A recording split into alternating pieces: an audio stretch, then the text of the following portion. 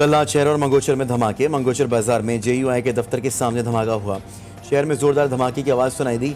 Police जगह का तयन कर रही है। दोनों धमाकों में किसी भी किस्म के नुकसान की इत्तला नहीं।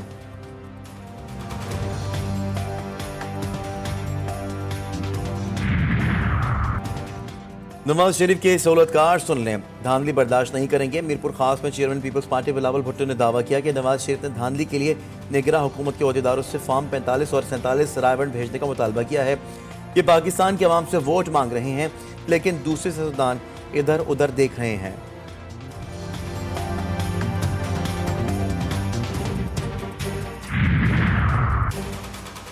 और कराची के मुख्तलिफ इलाकों में गरज चमक के साथ तूफानी बारिश से खुनकी में इजाफा हो गया। सुरजानी, नॉर्थ कराची, स्कीम 33, मंगोपीर, मलीर और अंगी में तूफानी बारिश हो रही है। नॉर्थ नाजोबाद, सदर, आई चंद्रीगढ़ रोड और तेज़ बारिश हो रही है। लियारी, लाख्ताबाद और नाजोबाद में कहीं हल्की और कहीं तेज़ बारिश हो रही है। बारिश शुरू होते ही शहर के बेशतर इलाकों की बिजली मुअत्तल हो गई। सजा पर सजा फिर सजा। बानी पीटीआई और बुशरा बीबी गैर कानूनी निकाह के मुर्तकिब करार। 7 साल कैद की सजा, 5 लाख रुपए जुर्माना भी आयद किया गया। सीनियर सिविल जज कुदरतुल्लाह ने महफूज फैसला सुनाया। बानी पीटीआई और बुशरा बीबी की मौजूदगी में फैसला सुनाया गया। तफसीली फैसले में कहा गया, बानी पीटीआई और बुशरा बीबी सेक्शन 496 के तहत गैर कानूनी निकाह के मुर्तकिब ठहरे। 50 सफात पर मुश्तमिल तफसीली फैसला मुल्जिमान को फराहम किया जाएगा। फैसला सुनने के बाद बानी पीटीआई ने इल्जामात मुस्तरद कर दिए। सहाफियों से गैर रस्मी गुफ्तगू में कहा कि इद्दत केस मुझे जलील करने के लिए बनाया गया। इन पर 200 केसेस बनाए गए। तोशाखाना केस में जो सजा दी गई आज तक किसी को नहीं दी गई। मैं आज भी कहता हूँ, ना डील की और ना करूंगा, मर जाऊंगा लेकिन कभी डील नहीं करूंगा। बुशरा बीबी ने कहा कि ये गैरत और बेगैरती की जंग है। इद्दत का मामला कुरान मजीद में है, सब वाजे है।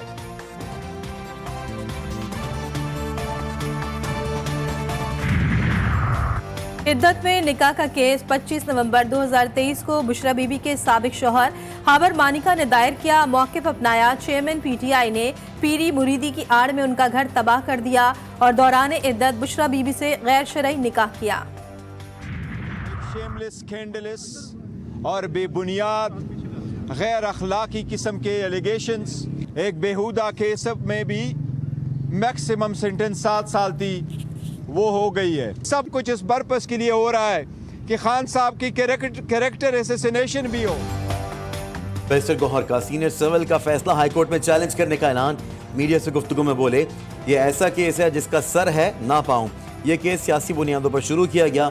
24 घंटे ट्रायल करके केस का फैसला सुनाया गया, जिसकी तवक्को की जा रही थी कि वही हुआ। बानी पीटीआई पर बेबुनियाद गैर अखलाकी इल्जामात लगाए गए। पीटीआई रहनुमा बैरिस्टर गौहर अली ने अडियाला जेल के बाहर मीडिया से बातचीत करते हुए बताया कि फैसले के खिलाफ हाई कोर्ट में अपील करेंगे। उम्मीद है इंसाफ मिलेगा।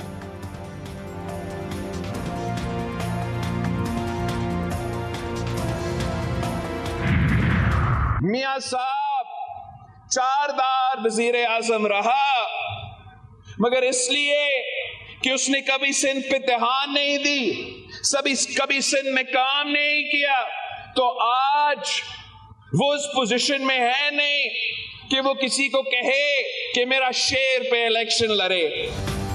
बिलावल भुट्टो जरदारी का छाछरों में गर्मा गर्म खिताब। बुजुर्ग सियासतदान फिर निशाने पर। नवाज शरीफ को गलत बयानी करने वाला करार दे दिया। चेयरमैन पीपल्स पार्टी कहते हैं, कार और बेंजर की कीमती मादनियात की तरफ बढ़ने वाले हाथ काट देंगे। मियां साहब चाहते हैं कि सिंध में भी उनकी कठपुतली हुकूमत हो। थरपारकर से कराची तक ट्रेन सर्विस शुरू करने का ऐलान। सोशल मीडिया पर तूफान बदतमीजी मचाकर कहते हैं कि यूथ हमारे साथ है। ओ भाई, ये है असल यूथ पाकिस्तान की। पहलवानों के शहर में शेर की धाड़। 1 करोड़ नौकरियां देने का ऐलान। बानी पीटीआई पर लफ्जी वार बोले, सोशल मीडिया पर तूफान बदतमीजी मचाकर कहते हैं यूथ हमारे साथ है। ये जो जलसे में मौजूद है यही असल यूथ है। जब तक नौजवानों को बाइज्जत रोजगार नहीं मिलता, चैन से नहीं बैठूंगा। मरीम नवाज को गुजरावाला में 20 की 20 सीटें जीतने का दावा। मरीम नवाज ने बानी पीटीआई को वायरस करार दे दिया।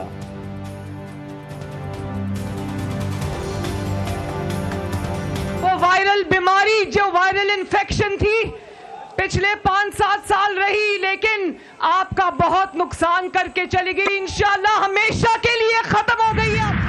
सिंध पीपल्स पार्टी की इंतखाबी मुहिम जोर शोर से जारी। आसमा भुट्टो जरदारी भी भाई की जीत के लिए पुरजोश। मुख्तलिफ शहरों में रैलियां। सक्खर में रैली से खिताब में बोली, बिलावल वाहिद सियासतदान हैं जो गरीब आवाम के लिए लड़ रहे हैं। मिलकर काम करेंगे तो दुनिया की कोई ताकत हमें नहीं रोक सकेगी।